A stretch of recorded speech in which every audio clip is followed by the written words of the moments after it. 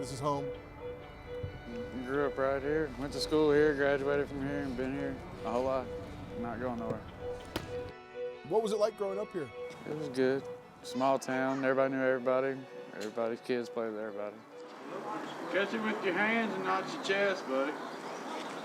It'll stop hurting. Went from being able to afford the good cigarettes to these nasty ones, trying to quit. When do you first remember hearing about the coronavirus and the possibility of a pandemic? I don't watch the news, so just when my wife does, she told me about it. We've known each other since we were in kindergarten. I don't really care, you know. I'm just continue doing what I do and come home every day.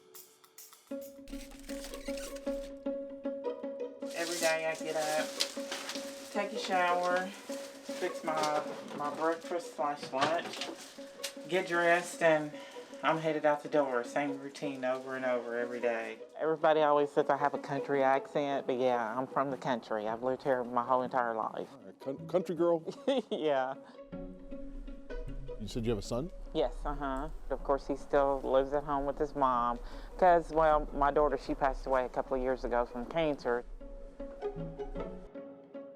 She went into remission about a year. The cancer came back in her ovaries, and it just took over, and she passed away at 28. Do you think it's a system that was neglected for too long, or do you just think it was like a perfect storm of these crises coming together? I think it was neglected. Here, you need a pocket full of treats. Yes, I do. Sky doesn't want to stand still. Oh. Spin. Good boy. Who's a good boy? We met in Auburn, Alabama at the veterinary school. Oh man, there's this big one that just gulped down the whole piece. I was a farm kid and I saw how hard farming was. And then I saw the veterinarian and I thought, well, that's cool. I think I could do that. This way. Come here. What are your favorite animals to work on? I prefer the cats and dogs. Yeah, I definitely think we're going to have a fire tonight. Living out here in this corner of Kentucky, this is ideal for you guys. I think cities are great for visiting. You took it seriously from the get-go. I did. The first person to die in the United States as a result of the widening coronavirus. There's no reason to panic at all. The risk is low of transmissibility. The risk of contracting the disease is low. It looks like they're getting it under control more and more. Okay. Good. My son had autoimmune disease a couple of years ago after a respiratory virus, and they don't really know a whole lot about that particular disease. Let's go. Good. There we go. I really didn't want to have to go through that again if we didn't have to.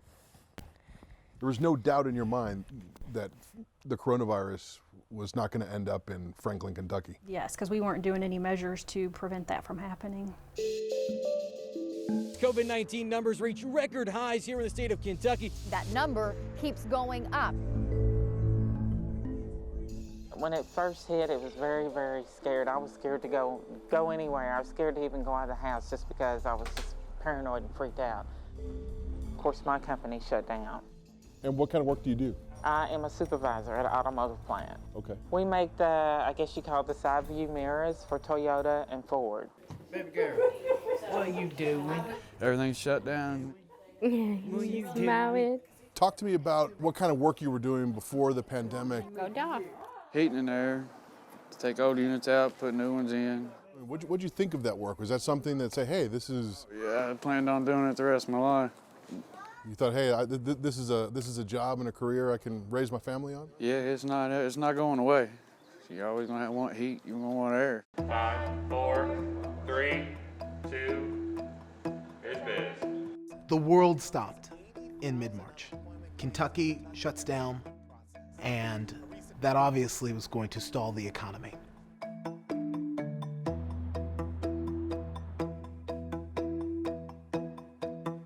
Governor Andy Beshear, right out of the gate, started doing daily press conferences. We're staffing up right now.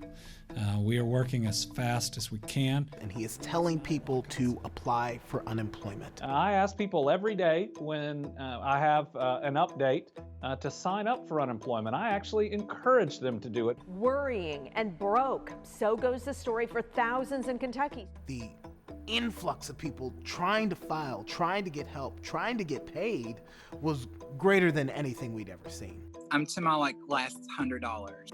About to lose my card, water's way overdue. I'm completely dependent on the unemployment insurance, and I haven't received, anything. They had a line out there that you could go stand in. I ended up standing out there for like 8.5 hours. You remember how Mommy had to get that check for Daddy when he couldn't work?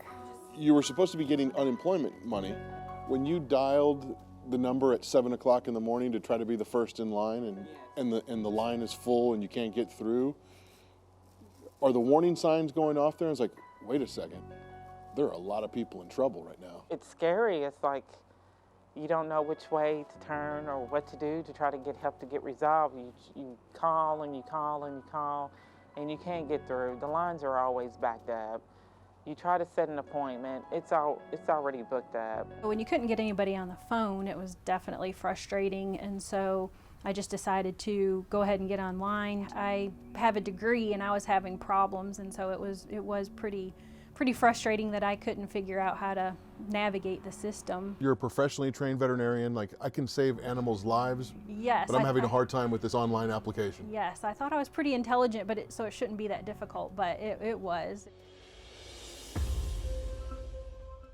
You were appointed as executive director of the Office of Unemployment in Kentucky. How did that come about? Yeah, I was surprised and excited. The Office of Unemployment is a big deal. Obviously, as we've learned, it's fundamental to the stability of the economy.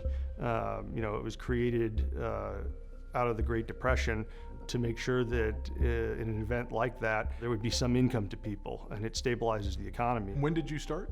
I started on January 16th, I believe, of 2020. I was on the job for 2 months exactly when the pandemic hit. And what happened in your office after that? I mean, after that, we just hit chaos.